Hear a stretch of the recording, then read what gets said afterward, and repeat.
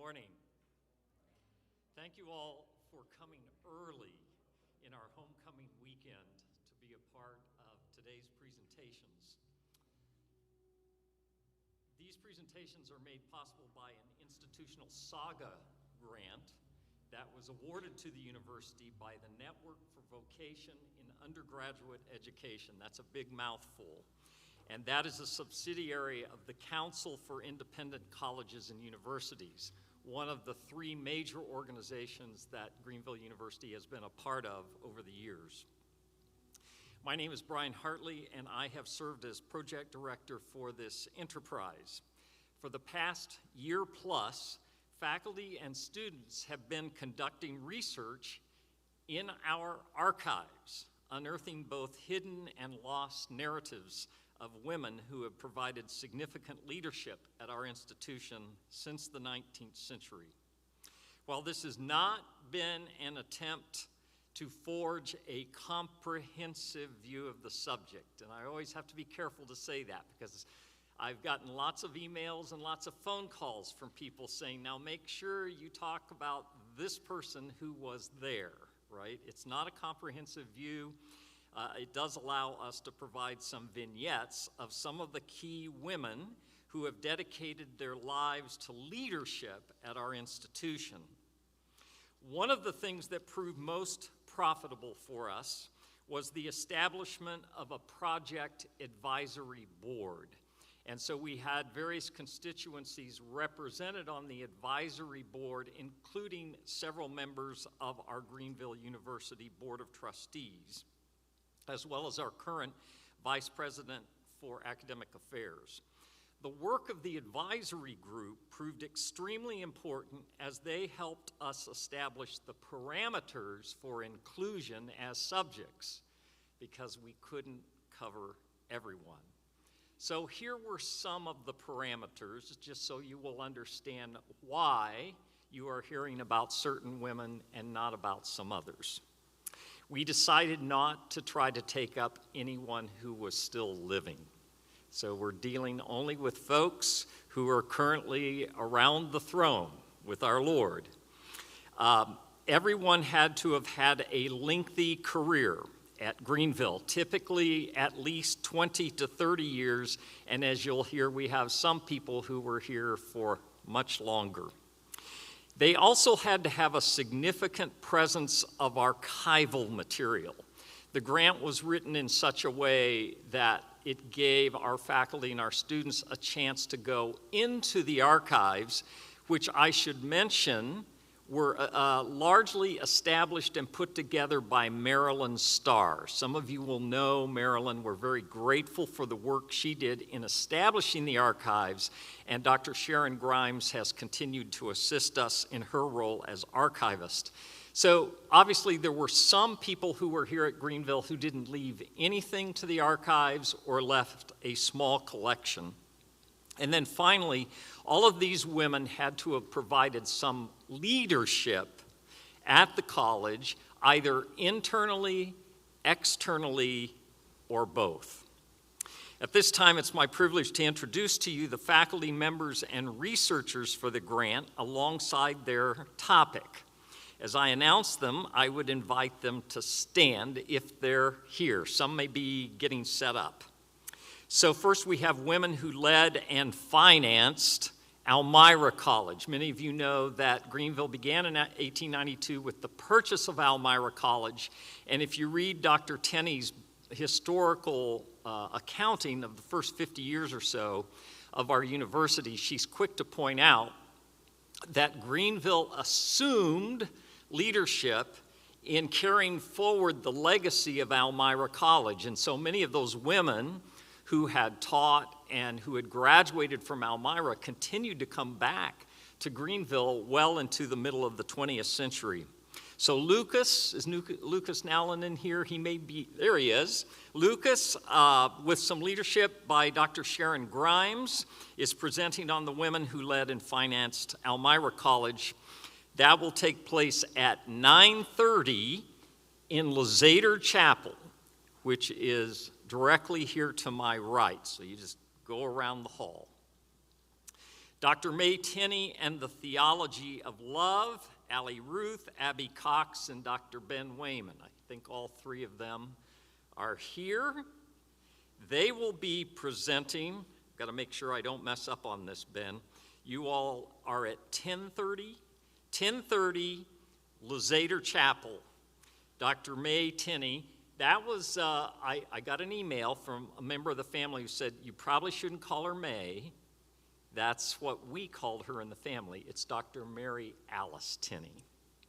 So thank you to this group. And I should mention that Dr. Tinney's archival presence turned out to be the single largest representation in our archives by a woman.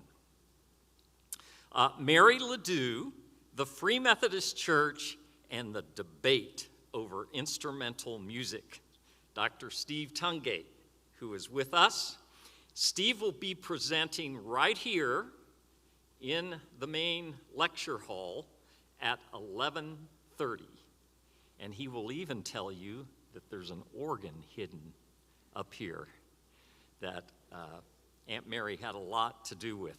I told the group last night, when I was talking to the board, when we talk about the battle over instrumental music, many people think of my era, the 1970s, when I came as a student and hauled in a set of drums, which was considered ungodly by a number of folks. But no, there were great battles in the 1930s and 1940s within the Free Methodist Church and here at the college over whether instrumental music should be allowed at all.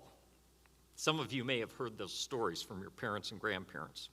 So Steve will present at 11:30 right here. Ruby Dare and Greenville's library, where I'm sure those of you who are alums have spent a great deal of time. Stephanie Camp, Nick Christ, and Professor Colin Fields are here. They will be presenting right here, right, at 10:30. 10:30. So I'll talk about the fact that we have concurrent presentations here in just a moment. June Strahl, Phyllis Holmes, and the establishment and growth of women's athletics, Maddie Meek, and Chaplain Kelly Pennington, who are here. They will be presenting at 11:30. I think I have that right. And you all are in Luzader, right? So if you want to hear about the establishment of women's athletics, the focus there obviously is on June Strahl, who I always say to some extent lived in the shadow of her husband John. But June actually helped get established a lot of our competitive athletics. Her student, Phyllis Holmes, came back, and Phyllis rose to prominence, becoming the president of the NAIA. And as you'll hear from Maddie, maybe I shouldn't tell that story, Maddie. Should I hold it? Okay. If anybody watched the playoffs, the NCAA playoffs, women's, and Caitlin, remind me of her name?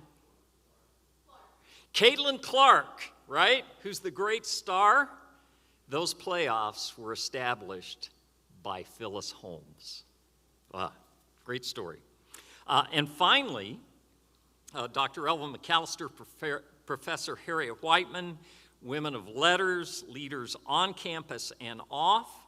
Mikey Ward and I will do that presentation directly after we're done here at 9:30.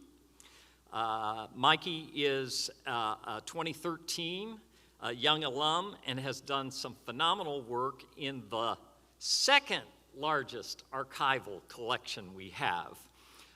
Let me simply point out for some of you, you will not be surprised, but Dr. Mack kept meticulous notebooks, handwritten notebooks, sometimes 3 notebooks at the same time, and these notebooks cover approximately 40 years of the history of Greenville College. So the time for the presentations is listed online, but we've tried to outline that for you. Let me simply conclude by reminding you again of what those will be. During the intermissions, we'll try to hold these presentations and question answer times to about 40 minutes or thereabouts. There is a lot of food And the food is directly behind Lazater Chapel. There is a conference room there. You can come through and get food and drink, and then there's an inner patio. Some of you who haven't been here for a while, there's an inner patio outside with furniture. We have the, what do we call those flame-throwing lamps out there lit that provide some heat. For those of you who would prefer a little heat, you can sidle up to that. So in between our times, please feel free to go get some refreshments. There are bathrooms, restrooms. There are a couple back here in the corner. There are a couple over here. And then there are a couple directly downstairs. So you'll also have time during intermission to use the facilities. So again, here are the presentations. 9:30 in Lazater Chapel is the presentation on the establishment of Elmira College for Women. At the same time, there's a presentation in here on Dr. Elva McAllister and Professor Harriet Whiteman. At 10:30 in Lazater is the presentation on Dr. Mary Alice Tenney. And here in Wilson Recital Hall will be Ruby Dare and the establishment of the library.